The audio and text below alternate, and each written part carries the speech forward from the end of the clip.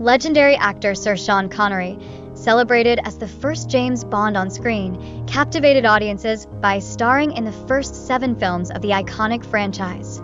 However, recent revelations about his life have stunned his devoted fans. Today, let's delve into both the celebrated and lesser-known chapters of Sean Connery's remarkable journey. Born Thomas Sean Connery on August 25, 1930, in Edinburgh, Scotland, he was named after his paternal grandfather. Connery grew up in modest circumstances alongside his younger brother, Neil. Their father, Joseph Connery, worked as a factory laborer and lorry driver, while their mother, Euphemia McBain McLean, was a cleaner. Raised in a Christian household, Connery had a Roman Catholic father and a Protestant mother. The family lived in number 176 Fountain Bridge, a block that has since been demolished. Despite his humble beginnings, Connery's physical transformation was extraordinary. He was small in stature during his early school years, but reached an impressive height of 6 feet 2 inches by the age of 18. Financial struggles forced Connery to leave school at just 9 years old to help support his family. His first job was as a milkman for St. Cuthbert's Cooperative Society. Reflecting on this period in 2009, Connery shared a nostalgic moment. "When I took a taxi during the Edinburgh Film Festival, the driver was astonished that I knew every street." "How come?" he asked. I told him, "As a boy, I delivered milk around here." In 1946, shortly after World War II, Connery joined the Royal Navy, where he acquired 2 meaningful tattoos, one honoring his parents, reading Mum and Dad, and the other declaring Scotland forever. These tattoos, he later explained, reflected his lifelong dedication to his family and homeland. Connery trained at the Naval Gunner School in Portsmouth and served as an able seaman aboard HMS Formidable. However, in 1949, he was discharged due to a duodenal ulcer, a hereditary condition affecting the men in his family. After leaving the Navy, Connery took on various jobs to make ends meet. He worked as a lorry driver, a lifeguard at Portobello swimming baths, a laborer, a coffin polisher, and even as a model for the Edinburgh College of Art. Modeling proved lucrative, earning him 15 shillings per hour, and artist Richard DeMarco, who painted Connery during this period, described him as slightly shy, strikingly handsome, and a virtual Adonis. Around this time, Connery also began bodybuilding and trained under Ellington, a former British Army gym instructor. Competing in the Mr. Universe contest, Connery placed 3rd in the junior category, though opinions vary on whether this occurred in 1950 or 1953. Despite his success in bodybuilding, Connery grew disillusioned, feeling he was at a disadvantage against the larger, more muscular American competitors. Turning to sports, Connery played football for Bonnyrigg Rose and impressed legendary Manchester United manager Matt Busby during a trial match. Busby offered him a professional contract, but Connery declined, realizing that a football career would likely end by age 30. At 23, he made a pivotal decision to pursue acting, which he described as one of my more intelligent moves. Connery began his acting career humbly, assisting backstage at the King's Theatre in Edinburgh in 1951 while continuing to take on various jobs to support himself. This marked the beginning of a journey that would lead him to international stardom and a lasting legacy. In 1953, during a bodybuilding competition in London, Sean Connery's life took a pivotal turn. A fellow competitor mentioned auditions for the musical South Pacific, leading Connery to land a small role as one of the CB's chorus boys. When the production reached Edinburgh, he was cast as Marine CPL Hamilton Steeves, and his weekly salary rose to 10 shillings. By the time the show returned the following year due to popular demand, Connery had been promoted to the featured role of Lieutenant Buzz Adams, a part previously portrayed by Larry Hagman in the West End. While performing in Edinburgh, Connery encountered danger that showcased his grit. The Valda gang, notorious in the city, first targeted him at a billiard hall, where Connery foiled their attempt to steal his jacket. Later, 6 gang members followed him home, but Connery lured them to a 15-foot high balcony at the Palais Dance. There, he single-handedly fought them off, earning their respect and cementing his reputation as a formidable man. Connery's time in theater deepened when he met American actor Robert Henderson during a production at the Opera House in Manchester over Christmas 1954. Henderson introduced him to the works of Ibsen, Proust, Tolstoy, Joyce, and Shakespeare, encouraging him to take speaking lessons and refine his craft. Henderson also secured him roles at London's Maida Vale Theatre, setting Connery on a path to more substantial opportunities.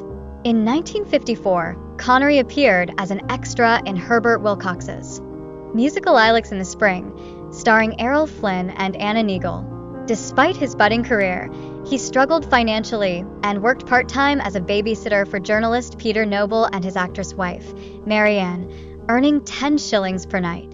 During one such evening, Connery met Hollywood actress Shelley Winters, who described him as one of the tallest, most charming, and masculine Scotsmen she had ever encountered. Connery also found a true mentor in Henderson, who helped him land roles in productions like Agatha Christie's Witness for the prosecution at the Q Theatre, where Connery befriended fellow Scot Ian Bannon. This was followed by parts in Point of Departure, A Witch in Time, and The Bacchae at the Oxford Playhouse, as well as Eugene O'Neill's Anna Christie opposite Jill Bennett. His career extended into television, with minor roles in The Square Ring, The Condemned, and the BBC series Dixon of Dock Green, as well as parts in Sailor of Fortune and the Jack Benny program. Connery's breakthrough came with his casting as James Bond.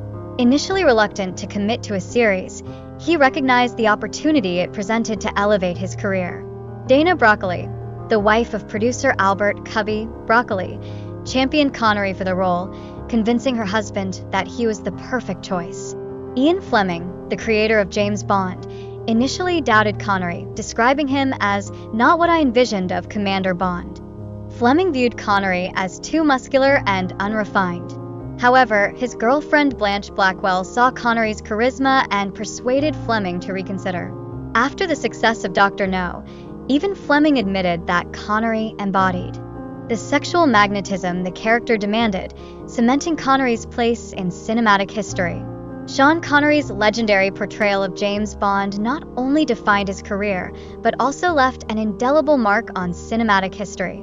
So impressed was Ian Fleming by Connery's performance that he wove the actor's heritage into Bond's backstory, stating in his 1964 novel You Only Live Twice that Bond's father hailed from Glencoe in the Scottish Highlands. Between 1962 and 1967, Connery starred in the first 5 Bond films produced by Ian Productions: Dr. No, From Russia with Love, Goldfinger, Thunderball, and You Only Live Twice. He reprised the role in 1971's Diamonds Are Forever and made his final Bond appearance in the 1983 film Never Say Never Again, a remake of Thunderball.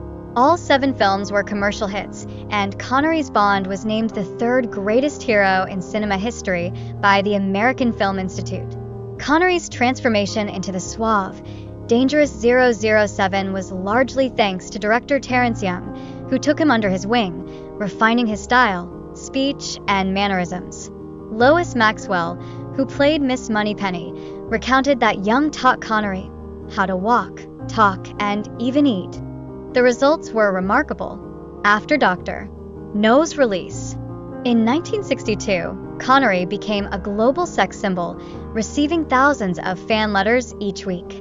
His iconic line, "Bond, James Bond," was described by critic Peter Bradshaw as the most famous self-introduction in movie history, delivered with icy confidence in full evening dress, cigarette dangling from his lips.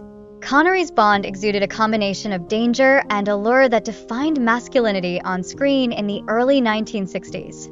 The Bond role, however, was not without its challenges. During the filming of Thunderball in 1965, Connery narrowly escaped serious injury when a shark swam through a plexiglass barrier in a pool, forcing him to make a hasty retreat. Despite Bond's success, Connery grew weary of the role and its impact on his identity, famously stating, "I have always hated that damn James Bond. I'd like to kill him." His close friend Michael Caine noted that Connery found it frustrating to be forever associated with Bond, as he believed he was capable of much more as an actor. While portraying Bond, Connery also took on other roles that showcased his range. Alfred Hitchcock's Marnie, 1964, and Sidney Lumet's The Hill, 1965, are regarded as two of his best non-Bond performances from the 1960s. In addition to acting, Connery explored filmmaking, directing and presenting the 1967 documentary The Bowler and the Bunnet, which chronicled a progressive labor experiment at Fairfield Shipbuilding in Glasgow. Later in his career, Connery experienced a mix of critical acclaim and box office disappointments. Films like First Night, Just Cause, The Avengers, and The League of Extraordinary Gentlemen received lukewarm responses, though his performance in Finding Forrester garnered praise. Connery's frustrations with The League of Extraordinary Gentlemen, which he described as a chaotic production, ultimately led to his retirement from acting in 2003. Connery famously turned down several high-profile roles, including Gandalf in the Lord of the Rings series, which could have earned him up to $450 million, as well as Albus Dumbledore in the Harry Potter series and the Architect in the Matrix trilogy. However, in 2005, he lent his voice and likeness to the From Russia with Love video game, marking a nostalgic return to the Bond universe. Despite stepping away from acting, Connery's legacy as one of the greatest movie stars of all time remains unshaken. Ranked 8th in Channel 4's 100 Greatest Movie Stars poll, his contributions to cinema, both as James Bond and beyond, continue to captivate audiences worldwide. Sean Connery's multifaceted life extended far beyond his legendary acting career, leaving an indelible mark in areas as diverse as politics, sports, and personal relationships. In 2005, Connery voiced Bond for the video game From Russia with Love, expressing his satisfaction with the project.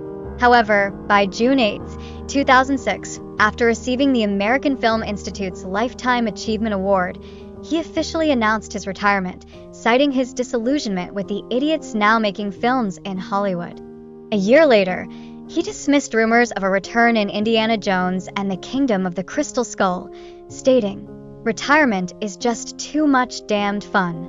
In 2010, Connery's legacy was immortalized in Tallinn, Estonia, where a bronze bust was placed outside the Scottish Club, celebrating his Scottish heritage. 2 years later, he briefly came out of retirement to voice the titular character in the animated film Sir Billy, which he also executive produced. Off-screen, Connery's passion for sports shone through. A lifelong football fan, he initially supported Celtic FC, influenced by his father, but later shifted allegiance to Rangers FC due to his friendship with Chairman David Murray. His love for golf, introduced by Ian Stewart, became a lifelong pursuit, with lessons from English golf pro Peter Ellis enhancing his performance in the iconic golf scenes of Goldfinger. Even golf legend Jack Nicklaus remarked on Connery's skill, recalling their collaboration on the PGA Centenary course at Gleneagles. Connery's romantic relationships were as storied as his career. He dated Carol Sopel during the South Pacific production, though her family's objections ended the relationship. Julie Hamilton, initially unimpressed by Connery, famously changed her mind after seeing him in a kilt, declaring him the most beautiful thing she had ever seen. Despite mutual attraction with jazz singer Maxine Daniels, her existing marriage kept their relationship platonic. Connery married actress Diane Salento in 1962, with whom he had a son, Jason, but the union ended in divorce in 1974. He later found enduring love with French-Moroccan artist Micheline Roquebrune, marrying her in 1975. While Connery's personal life garnered admiration, it was not without controversy. Diane Salento alleged in her autobiography that Connery had been abusive during their marriage, a claim he denied. His controversial remarks about women in interviews, including his infamous comment to Playboy in 1965 about hitting women, sparked backlash. However, by 2006, Connery publicly stated he did not condone violence against women under any circumstances. Politically, Connery was a staunch advocate for Scottish independence. His experiences in Glasgow shipyards during the filming of The Bowler and the Bunnet inspired him to join the Scottish National Party, SNP. A vocal supporter, he provided financial backing and made public appearances to promote the cause. In a 1967 letter to an SNP candidate, Connery expressed his vision for a prosperous, vigorous, and modern self-governing Scotland. Despite the controversies and challenges, Connery's contributions to cinema, politics, and culture remain unparalleled. His legacy endures as a symbol of Scottish pride and as one of the greatest actors of his generation. Sean Connery's later years were marked by both enduring accolades and complex controversies, reflecting the multifaceted nature of his life and legacy. In 2001, his financial contributions to the Scottish National Party (SNP) came to an end following UK legislation prohibiting overseas funding of political activities. This sparked accusations of Connery being a tax exile, though he countered the claims in 2003 by releasing documents showing he had paid £3.7 million in UK taxes between 1997 to 1998 and 2002 to 2003. Critics argued, however, that if Connery had been continuously residing in the UK, his tax liabilities would have been significantly higher. His tax status also limited his ability to actively campaign for Scottish independence. During the 2014 independence referendum, his brother Neil revealed that Connery's tax exile status restricted the number of days he could spend in Scotland.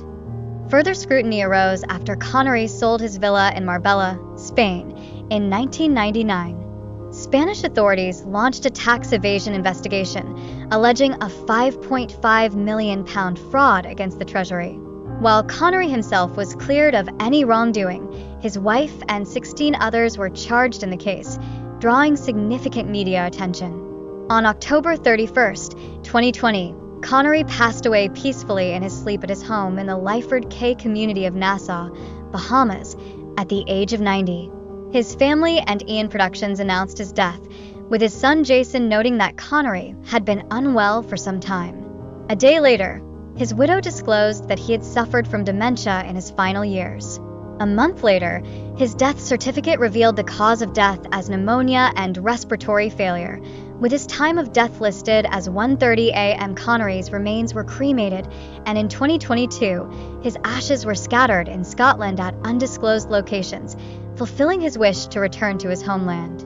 Despite these controversies, Connery remained an enduring figure of admiration.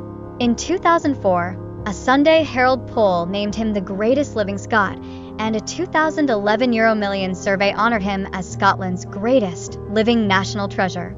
His legacy was further cemented in 2024 when the Edinburgh International Film Festival established the Sean Connery Prize for Feature Filmmaking Excellence.